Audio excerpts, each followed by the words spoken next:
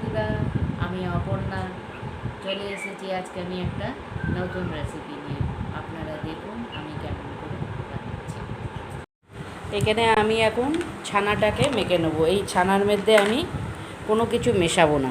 যেরকম লোকে baking powder দেয়, ময়দা দেয়, আমি কিচ্ছু দেবো না। আপনারা চাইলে দেবেন। আমি এখন এটাকে খুব ভালো করে, এটা যত ভালো করে মাখা হবে তত মিষ্টিটা ভালো হবে।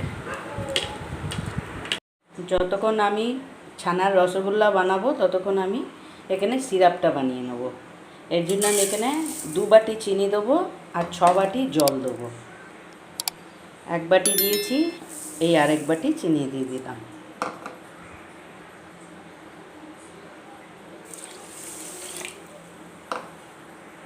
এখানে আমি 6 বাটি জল দিয়ে দিলাম। আমি গ্যাস অন করে দিলাম। এখন এটা খুব ভালো করে আমি মেখে নিয়েছি। এখন এটাকে আমি 2 ভাগে ভাগ করে নেব।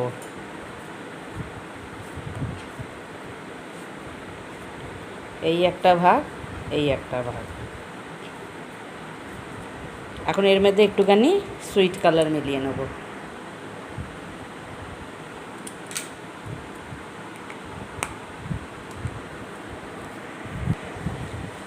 এই দুটো কালার আলাদা আলাদা হয়ে গেল। এবার এগুলোর আমি ছোট ছোট করে বল বানিয়ে নেব।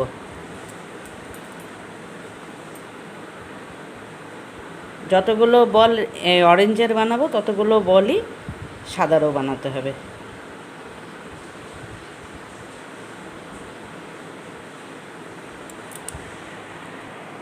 এখন মিষ্টিগুলো আমার এখানে 14টা হয়েছে। এবার আমি একটা করে সাদা নেব আর একটা করে অরেঞ্জ নেব, নিয়ে এই দুটোকে মিলিয়ে নেব।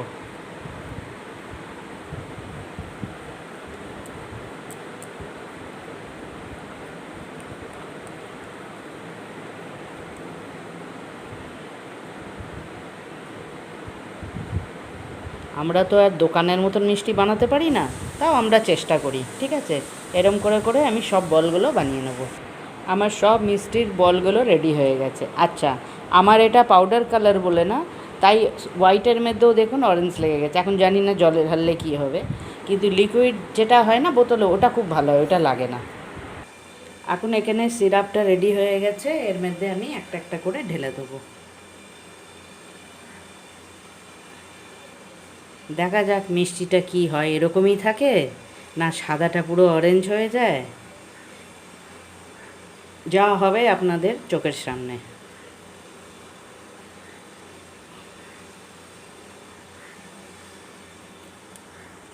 এর উপরে এখন আমি একটা জালির থালা ঢাকা দিয়ে দিচ্ছি। এখন আমার রসগোল্লাগুলো দেখি কতটা ভালো আছে আর খারাপ আছে। দেখেছেন টকবক করে ফুটছে। রসগোল্লা দেখুন আগের থেকেও অনেকটা সাইজে বড় হয়ে গেছে। তো আমি হাতার মধ্যে একটু করে নর্মাল জল নেব আর মাঝখানে একটু একটু করে দিয়ে দেবো।